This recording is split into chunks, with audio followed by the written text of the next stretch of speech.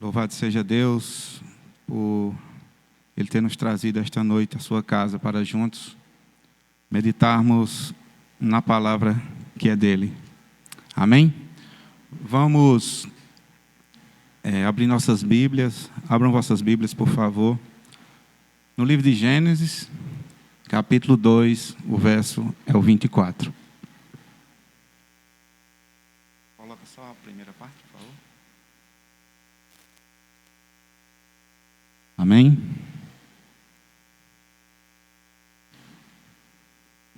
Gênesis capítulo 2, o verso 24 diz assim: Por isso, deixa o homem pai e mãe, e se une à sua mulher, tornando-se os dois uma só carne. Amém? Vamos orar mais uma vez. Deus bendito e Pai eterno, queremos, ó Senhor, mais uma vez te agradecer por este momento, te louvar e bendizer, ó Deus, o teu santo nome. E te pedir, ó Deus, a tua misericórdia, Senhor, sobre as nossas vidas. Para que, ó Deus, em nome de Jesus, o teu Santo Espírito, ó Deus, possa iluminar a nossa mente, Senhor. Trazer luz, ó Deus, à tua verdade, Senhor. Para que, ó Deus, possamos aprender. Para que possamos, ó Deus, ser capacitados, ó Deus, pelo teu Santo Espírito, ó Deus, não só a aprender, mas viver a tua palavra, Senhor. Nos ajuda neste momento, pois carecemos do Senhor. Sem o teu Santo Espírito, ó Deus, nós não somos capazes de nada ou coisa alguma. Por isso, ó Deus, nos ajuda, Senhor, nos instrui. E que em nome de Jesus, tão somente o teu nome, Senhor, seja glorificado nesta noite. E que a tua igreja, Pai, que se reúne nesta noite, possa ser edificada pelo Senhor, para a glória de ti mesmo. É assim que nós te oramos e te agradecemos, em nome de Jesus. Amém. Amém, irmãos? Casamento segundo a Bíblia. Esse vai ser o nosso tema desta noite. E, meus amados irmãos, antes de nós falarmos diretamente sobre o tema dessa noite, quero lhe dizer que nesse ano, nós, Ministério de Casal, o pastor nos deu essa incumbência de tratarmos de diversos assuntos que estão relacionados à família. Tratar de diversos assuntos que trazem luz para a família. E é um desejo do nosso pastor, como nosso guia, como aquele que nos guia, nós somos as suas ovelhas, que todos nós possamos crescer no conhecimento e na graça do Senhor. Nós precisamos disso. Porque nós, irmãos, precisamos estar cada dia mais fundamentados na verdade. E só podemos estar fundamentados nessa verdade se nós nos dispormos a aprender essa verdade. Porque nós, como povo de Deus, como escolhidos do Senhor, como aqueles que foram alcançados pelo Senhor, nós temos princípios. Princípios esses que nós cremos e devemos defender como uma verdade que é absoluta. Pois os princípios que nos norteiam, aqueles que nós tomamos como verdade, estão sendo atacados de todas as formas, todos os dias, em todos os momentos. Tudo aquilo que nós cremos tem sido atacado. Seja nas mídias sociais, entre amigos, no trabalho, na universidade, nem se fala em universidades, Então nós precisamos, irmãos, cada dia mais estar fundamentados na verdade do Senhor. Princípios que outrora eram básicos, estão sob forte ataque. No caso que nós vamos tratar é a família. A família tem sido atacada. A família tradicional. A família que é um projeto de Deus, como nos foi dito nesta noite.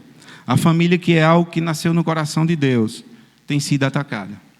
Os princípios que o Senhor nos ensina do que é uma família, tem sido atacado. E por que isso? Há um desejo, irmãos, de destruir a base da sociedade. E a base da sociedade é a família. Por isso que nós, como cristãos, devemos entender e aprender cada vez mais para que não possamos ser enganados ou sejamos relativistas no que se refere aos princípios que são absolutos. Muitas vezes, por diversas vezes, vários irmãos já passaram por aqui e eu vou repetir. A nossa única regra de fé e prática é a Bíblia Sagrada. Nossa única regra de fé e prática é a Bíblia Sagrada. E até no nosso meio nós temos ouvido muitas coisas que até nos deixam tristes, né? Porque algumas pessoas, né, abre aspas, dizem, isso pode ser verdade para você, mas não é verdade para mim. Às vezes nós lemos um texto, o texto está assim tão claro, mas as pessoas não aceitam. As pessoas não se submetem à palavra de Deus. E se eu não me submeto à palavra de Deus, eu não estou me submetendo a Deus, pois a palavra é de Deus.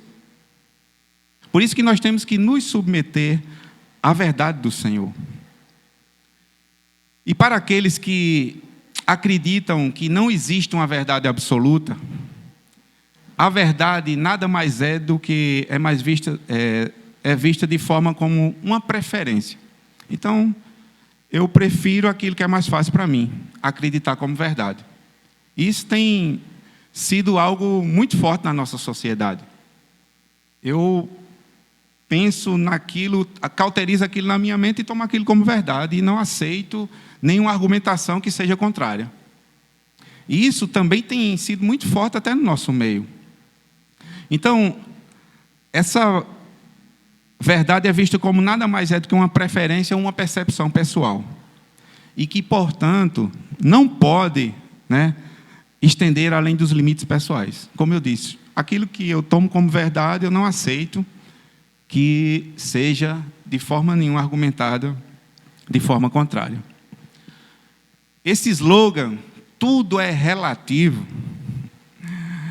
é um dos slogans que a nossa geração tem mais ouvido. Estamos vivendo verdadeiramente o relativismo. E a grande maioria rejeita a possibilidade de que a verdade absoluta possa existir. As pessoas não vão, a maioria delas não vão aceitar que existe uma verdade absoluta.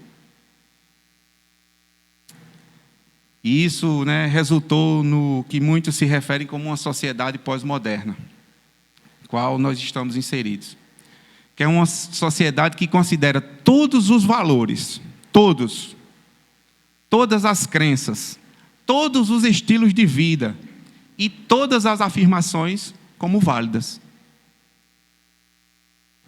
Estamos vivendo esse momento. Então, todo valor é válido, toda crença é válida. Como eu disse, o que vale é que eu tomo como verdade. Por causa disso, aqueles que se associam ou que defendem valores absolutos, certo e errado, são considerados intolerantes. São considerados intolerantes e rotineiramente são condenados, são provocados e são criticados. Este deveria ser nós, o povo de Deus. E muitos, infelizmente, têm sido relativistas quanto à questão da família e muitas outras coisas. Então, irmãos, nós precisamos estar atentos quanto a isso. Pois, como eu disse, no nosso meio existem muitos que já começam a pensar dessa forma. Frases como do tipo que eu já escutei. Irmão, não é bem assim. Como não é assim?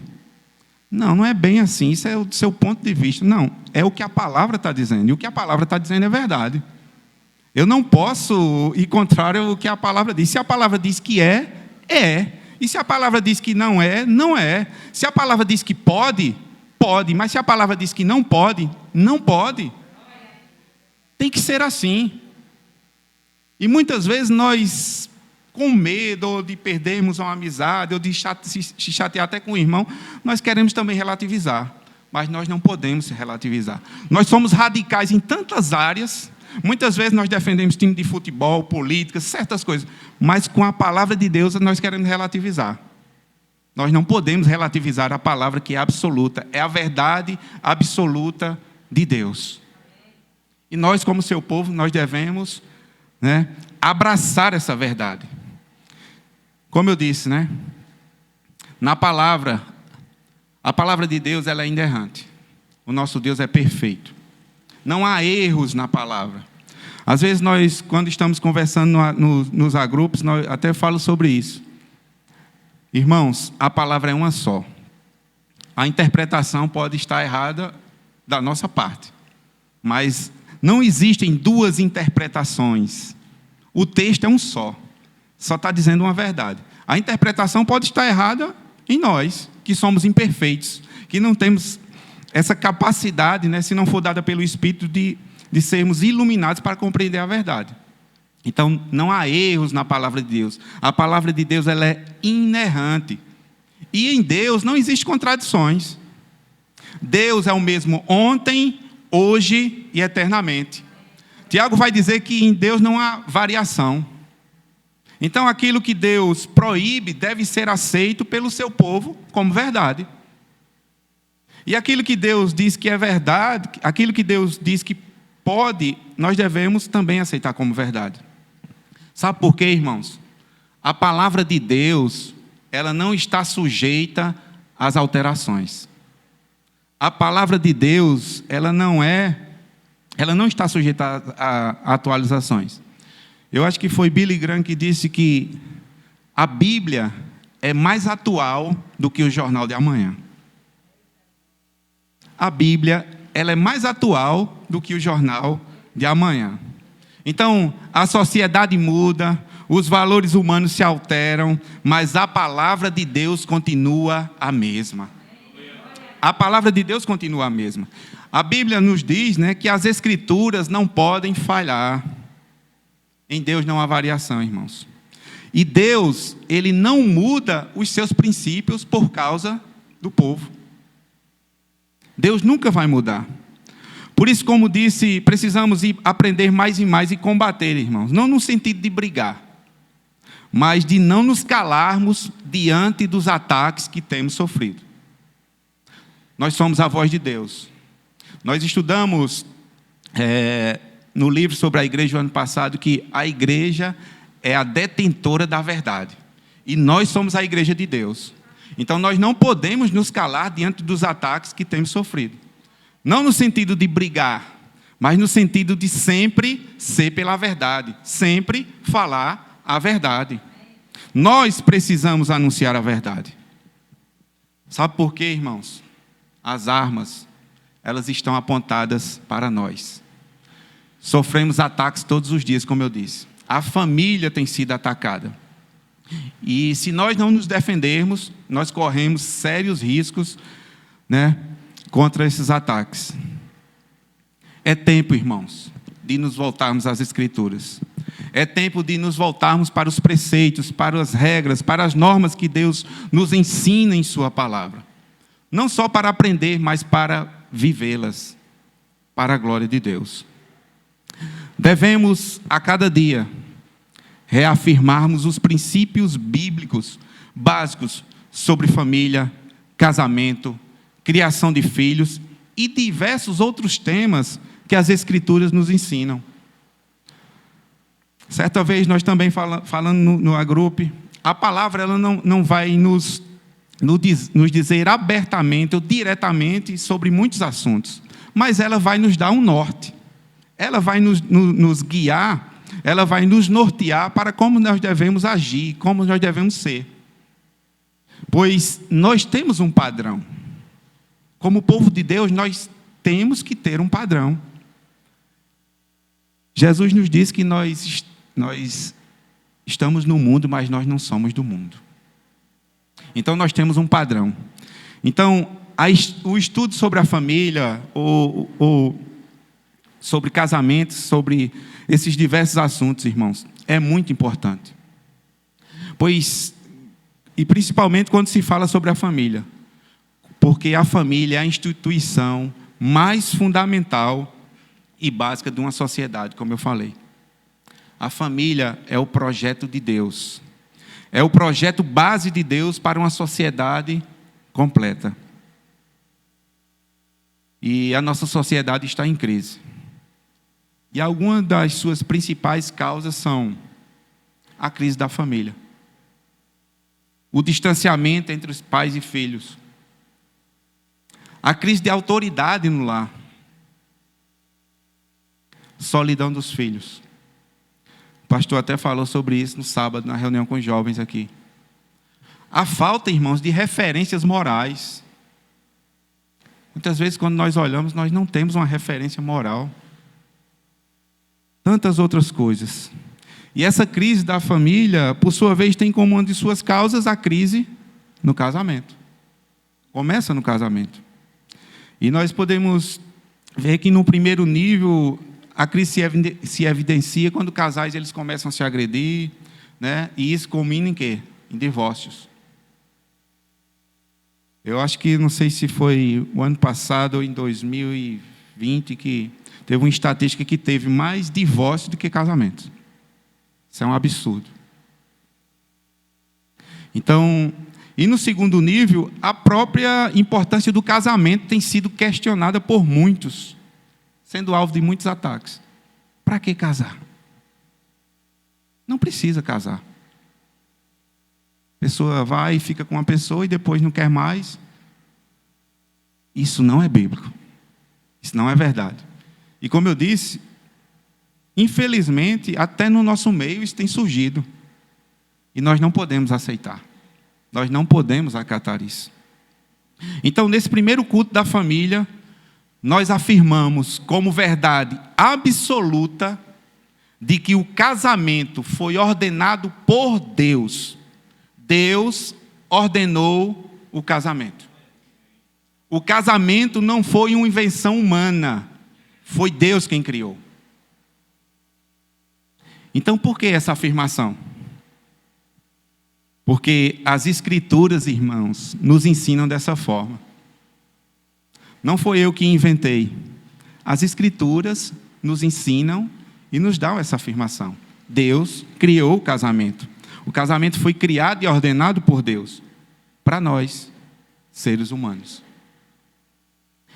E a primeira cerimônia de casamento, como nós lemos, ela foi realizada e oficializada no Jardim do Éden pelo próprio Deus.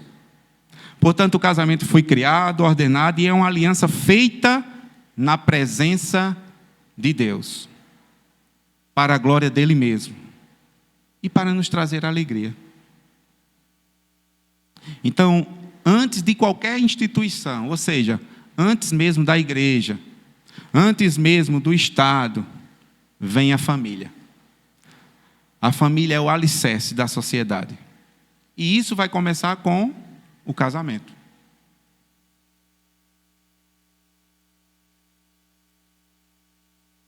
O casamento tem origem em Deus. E é bom.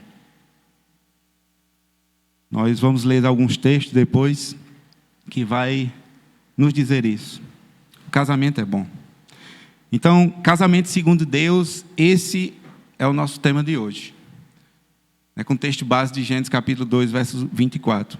E nesse texto nós podemos citar alguns pontos que são preceitos de Deus para o casamento. São normas de Deus, são regras de Deus.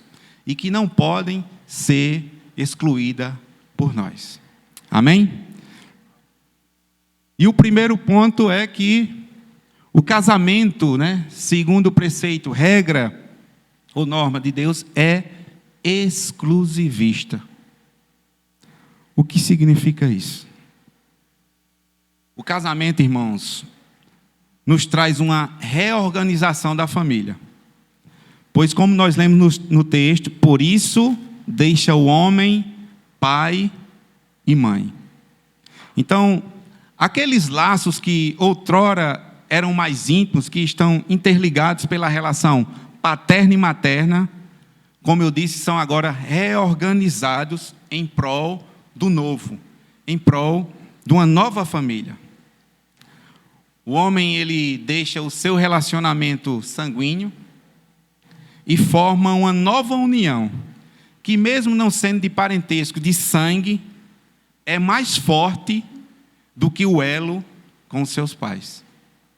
Esse é o casamento. E por que essa afirmação?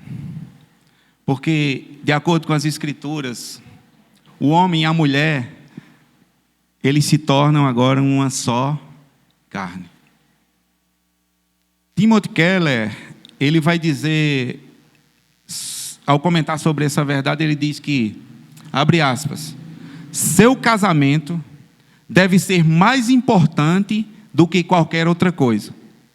Nenhum ser humano deve receber mais do seu amor, energia, esforço e compromisso do que seu cônjuge, ou seja, marido e esposa.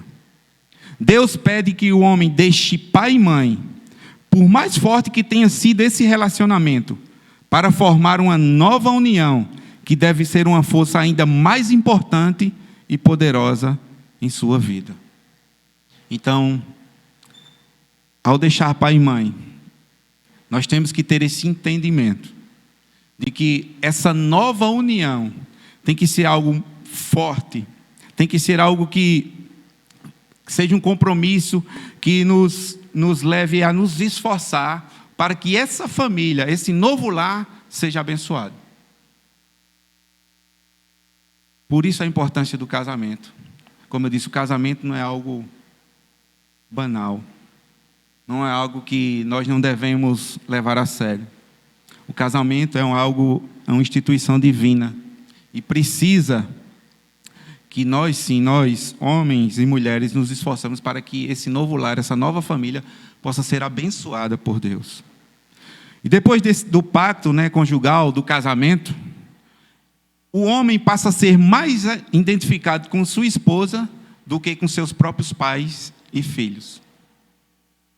Por causa dessa união de se tornar, os dois uma só carne. Assim como disse Adão, a varoa passa a ser ossos dos meus ossos e carne da minha carne. E essa nova união, irmãos, esse novo lar, essa nova família, deve sempre refletir a glória do Deus Trino. Talvez as pessoas estejam pensando, mas só deixar pai e mãe? Será que o texto não tem algo mais? Porque não vai ser só deixar pai e mãe. Essa questão de exclusivista é a questão de serem agora os dois, uma nova família, e que nenhum outro relacionamento também, deve atrapalhar o casamento. Então, os outros relacionamentos devem ficar em segundo plano. O marido e a esposa agora têm que ter esse entendimento. Todos os outros relacionamentos devem ficar em segundo plano. Porque, irmãos, essa nova união, esse novo lar, essa nova família, que é constituída a partir do casamento, Deus considera como prioritário sobre todos os outros relacionamentos. Qualquer coisa que venha trazer distanciamento entre o casal deve ser evitado. Qualquer coisa. Tudo que ameaça a exclusividade desse casal deve ser descartada. Pessoas que interferem no relacionamento precisam ser distanciadas e confrontadas também. Essa é a questão do exclusivismo, deixar pai e mãe. Mas não só pessoas como pais, sogros, sogra, rede social, jogos, TV, trabalho. Nada deve interferir nesse novo lar, nessa nova família, nesse novo relacionamento. E aqui eu abro uma observação, um parêntese. O texto aqui não está sugerindo, irmãos, que eu deva morar longe de pai e mãe. Não é isso. O texto aqui não está sugerindo para eu desonrar ou abandonar os meus pais. Não é isso. Pelo contrário, a honra aos pais é sempre exigida e é um mandamento de Deus. O que o texto quer nos ensinar é que nada pode interferir nessa nova relação, nesse novo casamento. Porque temos que proteger essa união conjugal. Nada pode interferir. Eu não estou dizendo aqui que nós não podemos nos aconselhar com os nossos pais, mas nós sempre temos que resolver a nossa situação entre marido e mulher. Eu escutei o pastor Hernando Dias Lopes falando sobre isso. Ele disse que certa vez um casal brigou e a mulher foi conversar com os pais foram, tomar as dores da filha e houve aquela discussão. No outro dia o casal estava bem, fizeram as pazes, e aí o problema, o marido ficou com rancor do sogro e da sogra. Então nós precisamos entender isso. Nós ajudamos, sim, nós aconselhamos, sim, mas a decisão final é sempre do casal. Esse é o exclusivismo, esse é o que a palavra nos ensina. Temos que proteger essa união. E o segundo ponto é que o casamento, segundo Deus, é heterossexual. O casamento é heterossexual. O texto que nós lemos vai nos dizer que, por isso, deixará o homem seu pai e sua mãe e se unirá à sua mulher. A sua mulher. Então, casamento é entre um homem e uma mulher. Entre macho e fêmea. Vamos voltar aqui em Gênesis capítulo 1, os versos 27 e 28. Gênesis 1, 27 e 28. Vai nos dizer, 27. Criou Deus, pois o homem à sua imagem, a imagem de Deus os criou. Homem e mulher os criou. E Deus os abençoou e lhes disse: sede fecundos, multiplicai-vos, enchei a terra e sujeitai-a. Dominai-a sobre os peixes do mar, sobre as aves dos céus e sobre todo animal que rasteja pela terra. Meus irmãos, somente entre um homem e uma mulher é que se pode ser cumprido o mandamento de Deus de crescer e multiplicar a terra. Não há outra possibilidade. Isso só é possível entre um homem e uma mulher. Desta maneira, irmãos, é impossível, é totalmente impossível que haja uma bênção fora disso, daquilo que Deus criou. Não tem como ser algo abençoado aquilo que está fora da criação de Deus, daquilo que Deus determinou. Então, irmãos, a união homoafetiva não tem a bênção de Deus. Não tem a bênção de Deus. E às vezes a gente olha nas redes sociais, quando a gente vê um casal, não digo nem casal, essa união homoafetiva, crente dizendo: Deus abençoe vocês. Isso não tem bênção de Deus, irmãos. Não é isso que Deus quer. Não é isso que Deus fundamenta na sua palavra. Crentes dizendo: Deus abençoe vocês. Não tem como Deus abençoar. Está contrário à palavra de Deus. Se está contrário à palavra de Deus, Deus não vai abençoar. Não é bíblica, irmãos. Não tem base, não tem fundamentação nas Escrituras. Que, como eu disse, é a nossa única regra de fé e prática. A Bíblia é sagrada. Valores absolutos. E nós não devemos vender os nossos valores. Mesmo que nós venhamos ser atacados. Que sejamos como Pedro, que possamos pedir a Deus a ousadia de Pedro, diante daqueles homens, depois da morte de Jesus, lá em Atos, que diz que importa mais agradar a Deus do que aos homens. Precisamos ter esse entendimento. Então, irmãos, não é um princípio de Deus, porque sempre que a Bíblia ela vai mencionar e falar sobre casamento, é entre um homem e uma mulher. São vários os textos. Eu queria ler só com vocês lá em 1 Coríntios, capítulo 1. Aliás, 1 Coríntios, capítulo 7, os versos 1 e 2.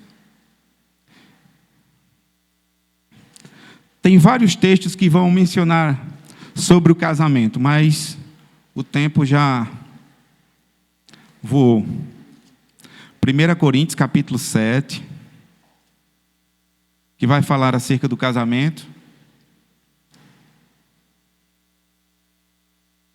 Diz assim, verso 1, capítulo 7, 1 Coríntios. Quanto ao que me escrevestes, é bom que o homem não toque em mulher. Mas por causa da impureza, cada um tem a sua própria esposa. E cada uma o seu próprio marido. São vários textos. Efésios vai falar, quando Paulo escreve a carta aos Efésios, o próprio Jesus vai falar lá em Mateus capítulo 19, quando ele estava também sendo atacado pelos fariseus. Então, irmãos, casamento é heterossexual, entre um homem e uma mulher. Não existe nenhuma argumentação para que uma união homoafetiva seja algo de Deus. Por isso, nós não apoiamos outro tipo de relação que não estejam de acordo com o que a Bíblia nos ensina. Nós não devemos apoiar esse tipo de relação. Porque, como eu disse, o que as Escrituras não validam, não podem ser validados por nós. Como eu disse, o que a Bíblia proíbe, nós não podemos abençoar. Nós somos cristãos, irmãos. Temos que defender a nossa fé e viver por ela. Então, todos, de acordo com as Escrituras, sabem que o homossexualismo é algo que é imoral e antinatural. Quando nós, lá em Levítico, Paulo lá na primeira carta aos Romanos também vai falar sobre isso. Então, é algo que é antinatural, é algo que não é normal e é imoral, segundo a Bíblia. Então, o casamento entre dois homens ou duas mulheres é uma perversão. É uma perversão da instituição sagrada do casamento. É uma ofensa a Deus que criou o casamento entre homem e mulher. Então, a união homoafetiva está frontalmente contrária ao propósito de Deus. Meus amados irmãos, como cristãos, nós não devemos tolerar ou ignorar o pecado. Não devemos tolerar nem ignorar o pecado. Nós devemos falar a verdade e em amor, por amor daquela alma, pois eles também são pecadores e carecem da misericórdia de Deus, como também nós, assim como o bêbado, assim como o drogado, assim como a prostituta, assim como nós fomos alcançados um dia. Quem pode bater no peito aqui e dizer que merecia estar aqui? Foi pela graça e misericórdia e bondade de Deus. Então, precisamos, irmãos, falar a verdade em amor e lutar por essa verdade com mansidão e respeito. Entendemos que essas pessoas, elas podem sim ser alcançadas pelo amor de Deus, por meio de Cristo. Mas nós não podemos concordar com as suas práticas. Aí é diferente. Nós devemos falar a verdade em amor, mas nós não devemos concordar com as suas práticas. Temos que ter ciência de que quando defendemos a verdade, irmãos, isso vai resultar em ataques pessoais, insultos e perseguição.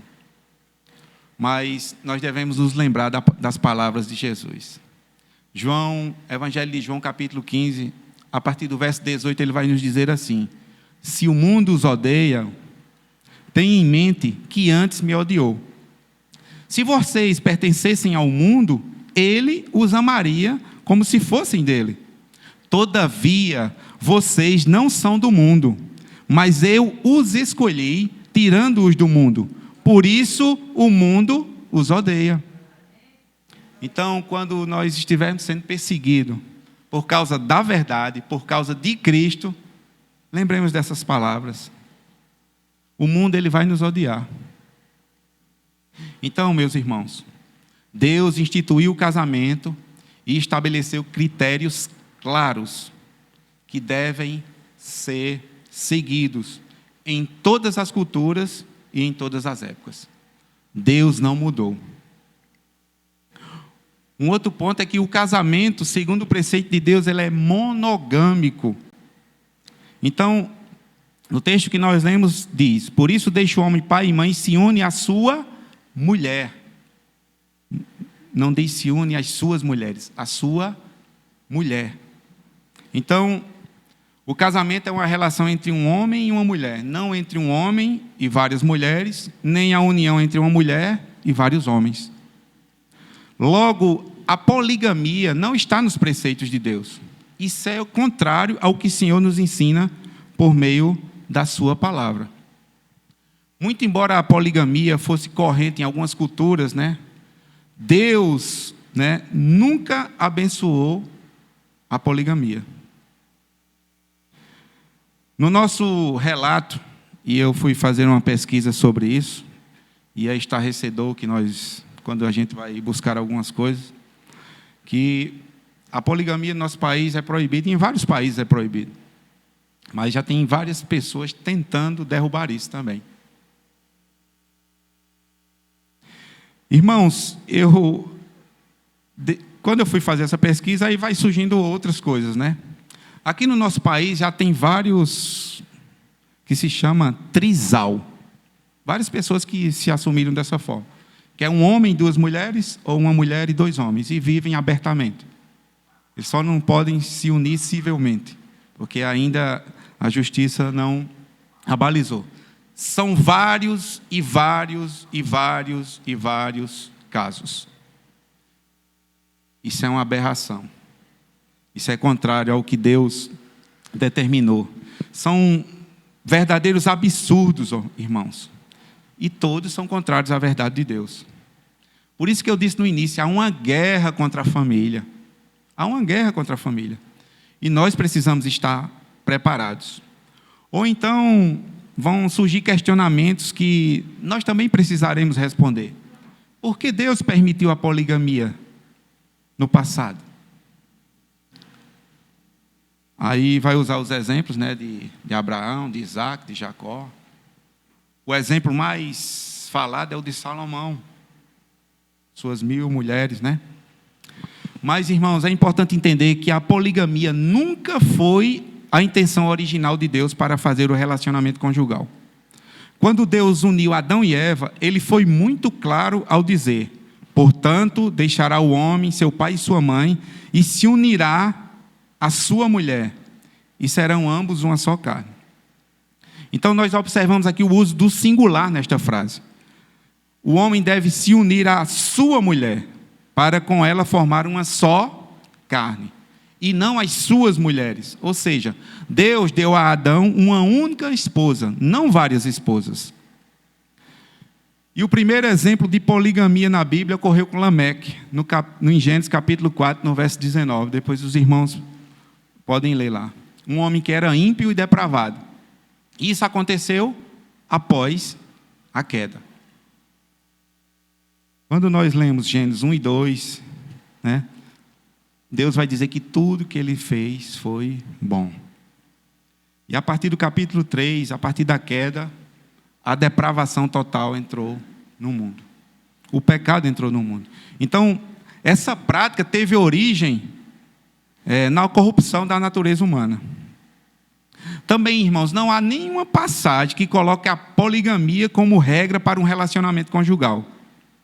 Ao contrário, a poligamia sempre é retratada como uma exceção. O casamento, irmãos, monogâmico é o que sempre aparece como padrão a ser adotado. Vamos ler lá Provérbios 5, dos versos 15 ao 20.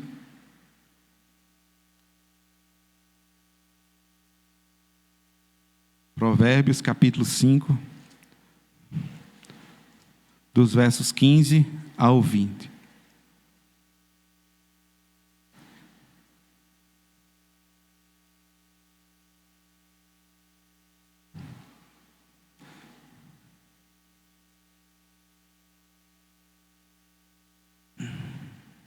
Só o verso 18, irmãos, para a gente não não demorar muito que as horas já se vão. Que diz assim: seja bendito o teu manancial e alegra-te com a mulher da tua mocidade.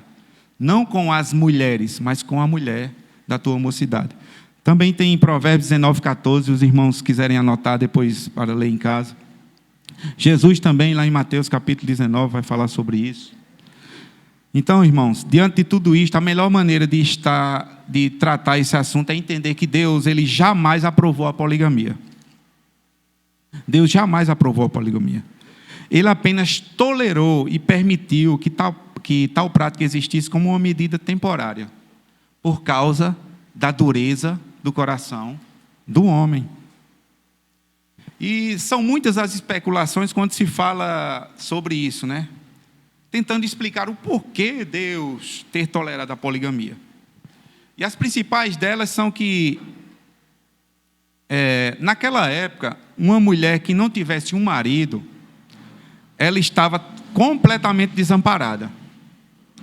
E há relatos que, naquela época, o número de mulheres já era maior do que o de homens.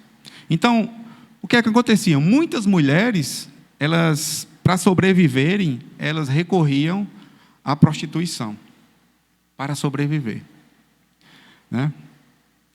Os homens, eles estavam envolvidos constantemente em guerras, e muitos deles morriam. Então, muitas mulheres acabavam se tornando viúvas. Então, devido a uma sociedade que foi corrompida pelo pecado e envolvida nesses diversos aspectos e limitações, Deus parece ter tolerado a poligamia. Mas será que existem algumas situações onde a poligamia seria aceita nos dias atuais? Não. A poligamia não é aceitável. Porque mesmo no período do Antigo Testamento, quando os casamentos poligâmicos eram tolerados por Deus, as Escrituras vão retratar de forma bastante clara as suas terríveis consequências, que destruíam a unidade da família, que destruíam a harmonia na família. E, geralmente, levavam os envolvidos à ruína. É o exemplo lá em Gênesis, aqui em Gênesis capítulo 16, no verso 4, que diz assim: ele a possuiu e ela concebeu. Vendo ela que havia concebido, foi a sua senhora por ela desprezada. Ou seja, destruiu a unidade e a harmonia familiar. Então, nitidamente é possível perceber que o relacionamento poligâmico é uma distorção do propósito original de Deus para o casamento. E isso é resultado da natureza pecaminosa do homem, que trouxe terríveis consequências e grandes sofrimentos. Por isso, nós devemos afirmar, com base nos exemplos vistos, que a poligamia não honra a Deus e que não é o seu plano para o casamento. Falando acerca disso, o pastor também Hernando Dias Lopes, ele diz que na Bíblia, além das normas e regras que Deus nos ensina, há exemplos bons e ruins, bons e maus, que nos ensinam. Os bons que nós devemos seguir e os maus que nós não devemos seguir. Então, a poligamia é um exemplo, né, que nós não devemos seguir, porque isso não foi um plano de Deus para o casamento. Um outro ponto é que o casamento segundo Deus, o casamento segundo o preceito de Deus, ele é monossomático. O que seria isso? A matemática de Deus é diferente da nossa, né? Ele vai dizer que, tornando-se os dois uma só carne. Então, esse termo tem a ver com a intimidade do casal, que agora se tornam um. É a consumação dessa união que é abençoada por Deus. Então, essa intimidade conjugal, ela vai simbolizar a seriedade e intenção legítima de se formar um novo lar. Essa união vai consumar e coroar o relacionamento matrimonial à medida que ambos os cônjuges se separam um para o outro. E devemos destacar, irmãos, que foi Deus que criou a sexualidade humana. No texto que nós lemos, em Gênesis capítulo 1, 27 e 28, Deus diz que sede fecundos. Sede fecundos. Então, a sexualidade humana, quando praticada conforme o padrão e a ordem de Deus, é bênção de Deus, dentro do casamento. É o que Hebreus capítulo 13, verso 4 vai nos dizer, vai nos ensinar. Deus criou homem e mulher, macho e fêmea, com a capacidade de se amarem e serem amados. E como eu disse, o sexo, irmãos, é anterior à queda. O sexo é anterior à origem do pecado. Então, antes da queda, o sexo já era algo permitido e era abençoado por Deus. Como eu disse em Gênesis capítulo 1, o verso 28. Então, o texto de Gênesis vai nos dizer que há uma necessidade, irmãos, então, natural entre homem e mulher. Quando nós falamos sobre sexo, é um tabu que ainda precisa ser quebrado, mas que precisa ser ensinado. Muitos casamentos foram destruídos por causa da falta de entendimento nessa área. Muitas famílias foram destruídas por isso. Também nós, que somos pais, devemos ensinar aos nossos filhos. Porque se nós não ensinarmos aos nossos filhos a forma correta, a escola vai ensinar. Os amigos vão ensinar. Essas séries vão ensinar. E vão ensinar sempre de forma contrária à palavra de Deus. Então precisamos estar atentos por isso, irmãos. O sexo é algo bom e que só pode ser desfrutado dentro do casamento. Porque o sexo fora do casamento, ou diferente do padrão estabelecido pela palavra de Deus, é considerado uma prática pecaminosa. E o que é que a Bíblia chama disso? Imoralidade. Imoralidade. E o desejo, irmãos, satânico, o esforço satânico é de realmente reverter a ordem de Deus. Sexo antes do casamento. Mas não é isso que a palavra nos diz. A relação só pode acontecer após o casamento. Porque a Bíblia vai nos dizer lá na primeira carta aos Tessalonicenses, capítulo 4, dos versos 3 ao 8, que sexo antes do casamento é fornicação. E aqueles que a praticam estão debaixo do juízo de Deus. A Bíblia também vai nos dizer lá em Provérbios, capítulo 6, no verso 32, que sexo fora do casamento é adultério e só traz ruína aos que praticam. Porém, o sexo no casamento é uma ordenança divina, como nós lemos em 1 Coríntios, capítulo 7. Então, irmãos, a Bíblia ela nos deixa claro que o relacionamento sexual é especial e deve ser vista como uma dádiva divina, que deve ser aproveitada dentro do casamento, de acordo com os preceitos de Deus. O casamento, segundo o preceito de Deus, também ele é indissolúvel. Ou seja, não pode se dissolver, não pode se desfazer, não pode ser desligado. E é interessante que essa palavra que diz assim, e se une, no original, no hebraico, tem a ver com apegar-se. É como se fosse algo que fosse colado. Uma só carne. Então, o casamento é uma aliança indissolúvel. Porque Deus é quem faz um casal se tornar uma só carne. E o que Ele uniu, ninguém separa. Jesus vai dizer lá em Mateus capítulo 19, verso 6, que o que Deus uniu ou ajuntou, não separe o homem. Então, irmãos, o plano de Deus nunca foi o divórcio. Lá em Malaquias capítulo 2, verso 16, o Senhor vai dizer, eu odeio o divórcio, diz o Senhor, Deus de Israel. Mais à frente nós vamos tratar acerca desse ponto, que é um ponto polêmico, e que nós precisamos também ter uma fundamentação bíblica fundamentada nas Escrituras, para que nós possamos compreender melhor essa questão do divórcio. Então, irmãos, como eu disse, o casamento não é uma origem humana. Ela se origina em Deus. E faz parte da maneira que Deus projetou para a raça humana.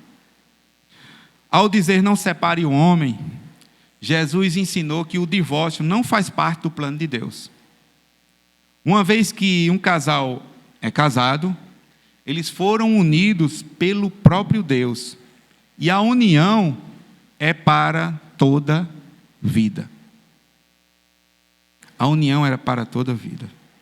Este é o princípio válido, até para aqueles que não creem em Deus. Porque quando eles se unem, Deus os uniu. E nenhum ser humano tem o direito de romper essa união. O casamento foi ideia de Deus. Ele o projetou. Então, ele tem autoridade de definir. Então, qualquer desvio de seu desígnio é abominável aos seus olhos. Meus amados irmãos, casamento não é um contrato, é uma aliança. Casamento não é um contrato que pode ser rasgado, é uma aliança.